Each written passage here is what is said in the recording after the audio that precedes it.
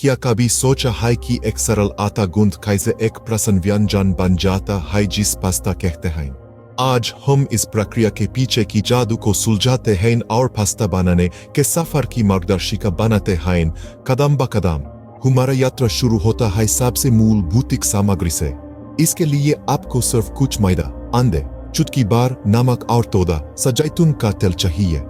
हाँ, यही सारी सामग्रियां आपको घर पर ही इस इटालियन क्लासिक की बुनियाद बनाना में सहायता करेगी। पहला कदम 2 कप आटा और 1 चुटकी नमक को मिलाएं। अपने हाथों से उन्हें आपस में मिलाएं। यह सिर्फ सामग्रियों को नहीं मिलाता बल्कि आपके भोजन में आपकी ऊर्जा को भी शामिल करता। अब मिश्रण के बीच में एक कोन बनाएं।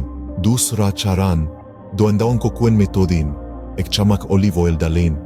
अंडों की रिचनेस और ऑयल की स्मूथनेस आपके पास्ता को एक अद्भुत टेक्सचर देंगे जो बिल्कुल दिव्य है। तीसरा चरण, यह समय है अपने हाथ गंदे करने का। धीरे अंडों और तेल को मिलाएं। धीरे धीरे मैदा शामिल करते हुए आपके पास एक चिकना लचीला आटा हो तब तक गूंथते रहिए। यह थोड़ा मसल पावर मांग सकता है लेकिन हमें विश्वास करिए, अंत में जो परिणाम मिलता है वो हाथों दी भी मेहनत के लायक होता है। चरण क्रम चौथा, आटे को विश्राम दे।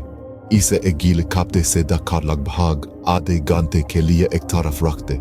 इसे आटे में मौजूद ग्लूटेन विश्राम करता है जिसे आटा बेलने और आकार देने में आसान हो जाता है। स्टेप 5, बेलो अपने आटे को। लक्ष्य रखिए 1 मिलीमीटर की मोटाई का। यह सुनिश्चित करता है कि आपका पास्ता समांतर रूप से पकता है और अपना आकार बनाए रखता है। स्टेप 6, अब पास्ता को आकार देने का समय आया है। चाहे वो स्पैगेटी हो, फुसिली या फारफले, अपने रचनात्मकता को चमकने दो। याद रखिए, आपके पास्ता का आकार आपके व्यंजन की पूरी अनुभूति को बदल सकता है। अंत में 7वां चरण, अपना पास्ता नमकीन उबलते पानी में लगभग 2 से 3 मिनट के लिए पकाएं या जब तक वो अल डेंटे न हो जाए।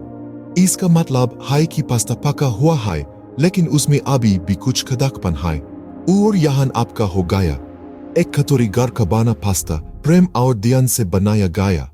आप इसको अपनी पसंदीदा सॉस के साथ मिला सकते हैं या फिर सिर्फ थोड़ा सा जैतून का तेल छिड़के और ऊपर से कुछ खिसकी हुई चीजें डाल सकते हैं। चुनाव आपका है।